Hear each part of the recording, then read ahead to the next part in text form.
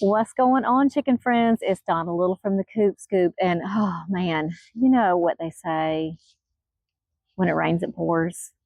It has been raining and pouring here because it has just been one thing after the next. If you guys have watched any of my last videos, you know I had to sort of take a little YouTube break because I had so much going on, not chicken related. And then I got back to it a few weeks ago. And during the time I was gone, several of my girls were molting, and we were dealing with that. So most of them looked really beautiful when I came back that had started to look pretty rough. And I've got a few that still look rough. But about 2.5, 3 weeks ago, I made a short and we were over in that direction close to where my fence goes into our wooded area of the property. And a lot of times people will comment on the actual video. And then sometimes they just comment on a particular chicken in the video. And a lot of times the ones that get attention the most are the ones that have a beautiful pattern to their feathers or whatever. But in this particular short, everybody was commenting on Zadie and how beautiful she looked. And, a lot of times she doesn't really get that much attention. And I don't think I showcased her, all the time on the channel. And she is probably one of my favorites. Like, she's just the epitome of what a Brahma should be. She was my first Brahma also, but just like the whole package, a gentle giant, beautiful, sweet, loving, affectionate, just everything you could possibly want in a chicken. And so when she got all these comments, it was probably 5 or 6 different people said something specifically about her because a lot of the chickens were in there. And I was like, look at my girl getting all this love, and I knew it was because probably that she was almost at the end of her molt. She hadn't quite filled back out again, but she was so white and clean and looked so beautiful. So I think I did that short probably in the evening. And then the next morning, it had been at that point getting down into the 60s at night. So it's still really warm during the day. And if you've never seen my coop, it's like a single car garage. So I pull the door all the way down, the garage door, for the colder nights. But then when it's warm enough, I just leave the garage door open because I have hardware cloth doors outside of that. So they're safe at night, but I can have it almost like an open air kind of coop. So it's perfect for where I live because it's hot most of the year. Hey, sweet girl. So I had left the door pulled down a little bit, probably about halfway, because I've got bantams in there and I knew it was probably going to get a little bit cool for them in the lower 60s. So I had it pulled down about halfway. And normally I get up at the crack of dawn and I come out and I don't let them out right away because it's still fairly dark. And I will just open the side door and let them into the run. And I don't want them to be out here free ranging when it's still, not really light yet, because I worry about a hawk attack or an owl or something when I'm not out here and I can't really see good. And so I walked out and I went to open the door, and only probably 4 or 5 of the hens were down, and I could see that Zadie was down. It was dark in the coop, but I could tell that it was her because she's white. And so I started to open the door and I realized she was laying down and she didn't move. And I immediately knew something was wrong. And so I came out and went around and opened the big door. Of course, everybody came out and she had died. And I was so shocked and so heartbroken. Like, I can't tell you how much, like, I had such a sweet relationship with her. And I was just, Mark said, what's wrong with her? And I just said, she's gone. Like, the video or the short I had taken where everybody was commenting on how beautiful she was like 12 hours, 14 hours earlier.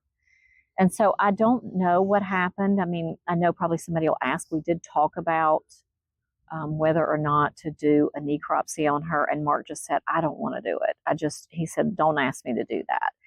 And, it is, I know when you have chickens and they're, considered livestock, it's when they're your pets, it's kind of different. It would be like me cutting open one of my dogs. I didn't want to do it either. I don't know if that would have given us any answers, but I feel like she had to have just had a heart attack or something, because she was just there and okay, and then she wasn't. So I wanted to let you guys know I mean, I just really haven't wanted to talk about it. It's been, like I said, close to 3 weeks ago. But something else that we have going on is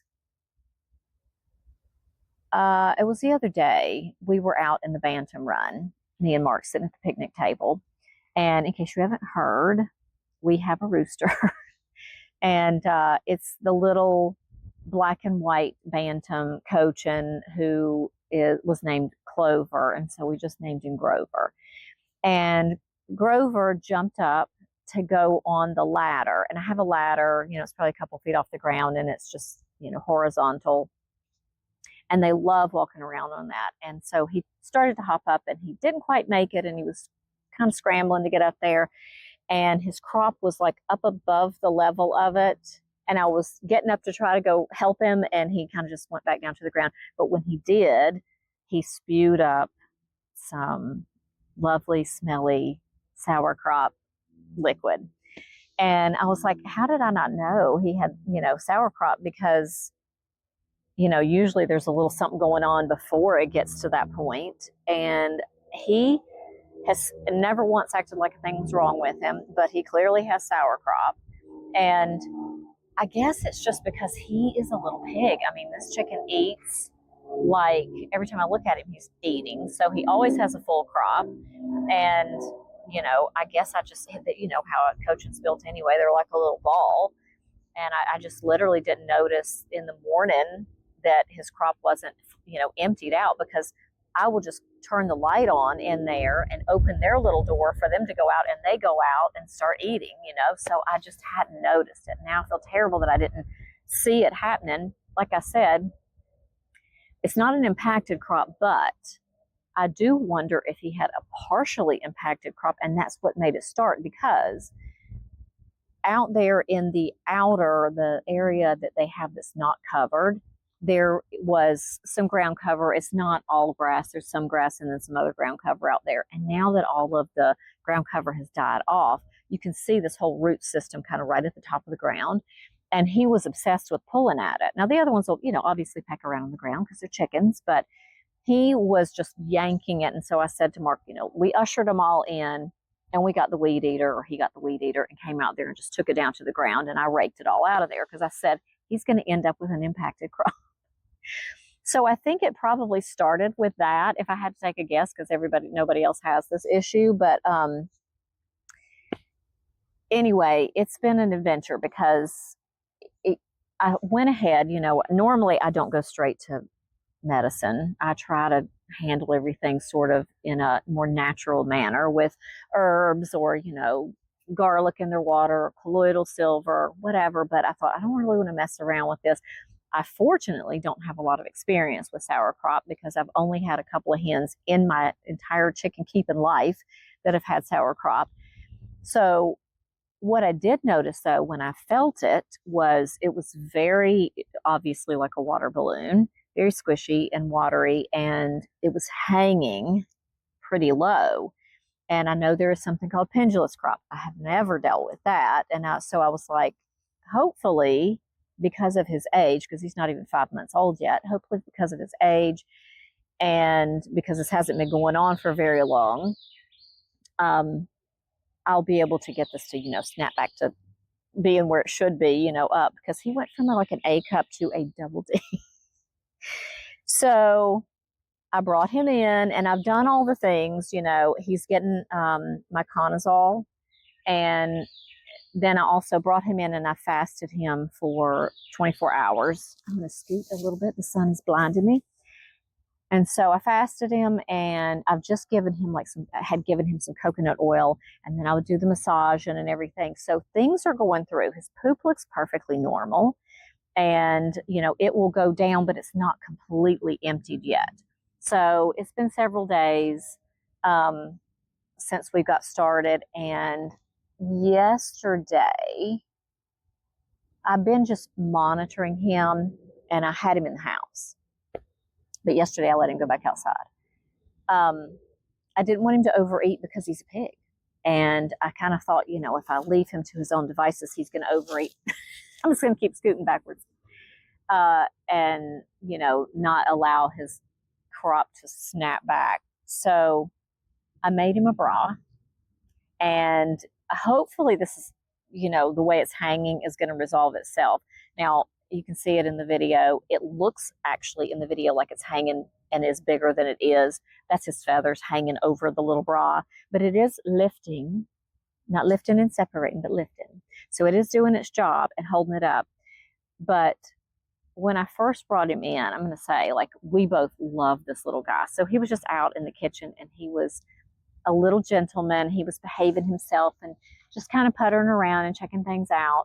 And the second day, but what I did is I took him back out and let him roost with his ladies, so I could kind of be in control of what he was taking in, because I just gave him a little bit of soft food. He had some soft boiled eggs, a little bit of yogurt, So the next morning, as soon as the sun came up and I went out to get him, I just snatched him back up and brought him back in. The second day he was in the house, he was not as much a gentleman. He decided, first of all, he got in the dog's bed and lay down, and the dog couldn't get in her dog bed, which was adorable.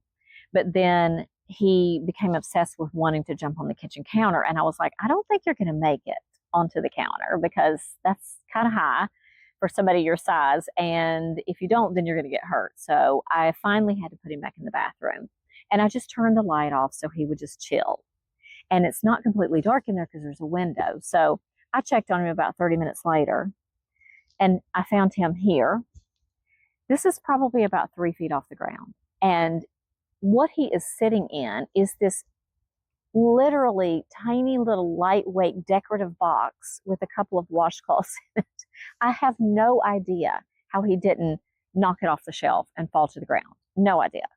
So he has been a little bit of a handful in the house. But yesterday morning when I got up, his crop was almost empty. I mean, like, it was like a little grape. And I was like, yes, we are heading in the right direction. So I did just let him go outside with his ladies. And I thought, we're a couple days into this. Maybe he can just eat what he wants. And that was not the best idea, because he apparently was just gorging, and it got kind of filled back up again. So I brought him back in yesterday afternoon, and we're still doing the, like giving him some coconut oil and then massaging it, and you can feel it start to go down. And, I'll go check on it. So like I said, everything's passing through. It's not impacted, but I don't know. I mean, I'm doing all the things that I've read about and seen, and I did talk to somebody in a chat, and they seem very knowledgeable about it. So they've given me some tips and pointers and stuff. And I know I'll see some people say, I gave mine my Conazole for 3 days and they were perfectly fine and it was all cured. And then I see some people going, I'm into week 2. So I was like, please don't let that be me. But he acts like nothing is happening. Absolutely nothing is wrong. He is just like a little wild child running around. So today I brought him back out. So he's with his ladies right now. And I will say this, when I brought him out, he was so happy to be back out with them. He did the little rooster dance. And that's the first time I've seen him do that. So it was adorable. But he's doing fine with them. But I took their food up. So just here and there, I go out there and I just sprinkle some of I've wet it so it's soft. And I'll just sprinkle some of that around. So he has to regulate himself, because he will just gorge. And I've got some hens that do that. They seem like, I'm moving again. They seem like they will fill their crop up to maximum capacity. Like, it will be gigantic when they go to roost at night. And then some of them are just more normal. So he's one of those. He's a big eater. And I don't know if it's partially because he's a rooster or what, but he is something else. I just love that little guy. So cross your fingers for me and say a little prayer for him, because I need this to be over with, because I am tired of dealing with it too. And I'm sure he is too, because he just wants to be out with his girls. But I'm having to, like I said, keep a close eye on him. But he's doing okay. And I did mention the other day a couple of different times that my big girls, seem like they had a cold. And some of them are still a little bit sneezing, but they're all doing good. Everybody's got a great appetite. Everybody's poop looks good. Everybody's puttering around. Some of them are laying up under the big bush over there. So they're all doing okay, and my little silkies are doing fantastic. Those little things are absolutely, there's a yellow jacket with me. They are growing like a weed, and they're doing great. So while we're having this week of nice warm weather, right now they're outside in the little separated run over there, so they're having a good time. But I just wanted to give you guys an update and let you know what happened with Zadie. Now, I will say this because I don't know if I'll have anybody ask about this, but you know, I have people that will ask questions. Trust me, I went through a checklist of things. She's not egg bound. That wasn't it. There was never a moment during the day that she acted like she didn't feel good the day before. And I would have noticed that. No isolating herself. She acted absolutely fine when she went to bed. They get fresh water every single day. They get fresh food every single day. They're not in a moldy environment. Their coop is cleaned every single day. They have plenty of space in there. I had somebody tell me when Isabel died some months back that they were probably having to fight for food because they were so overcrowded. And I was like, what? What are you talking about? They spend all their days out here in the yard, and their coop is also not crowded. My coop is almost 300 square feet, and I've got 24 chickens in there. Well, the back corner has got the little bantams in it, but run, girl. Oh, I think Georgia thinks she's about to get something. So I can't think of any reason, that would have caused her to die. So anyway, I just thought I would answer those questions or comments before I get them. So that is my update. It is a sad one, but I know, when you have animals, the bad comes with the good. There's always going to be loss, and all I can do, like I've said before, is just move forward and continue to love on the I was going to say girls, but my girls and boy that I have now, and just appreciate them and give them the best life that I can give them. So I hope you guys are enjoying the channel, and if you are, hit that subscribe button and notification bell. We are still working on getting a live feed to put out there. I just have to have I record everything on my phone, and I don't want to leave my phone like just on for that long. So we're working on getting that taken care of, because I've had a few people ask about it, because I did say when we got the bantams we would do some live just video of the chickens out there.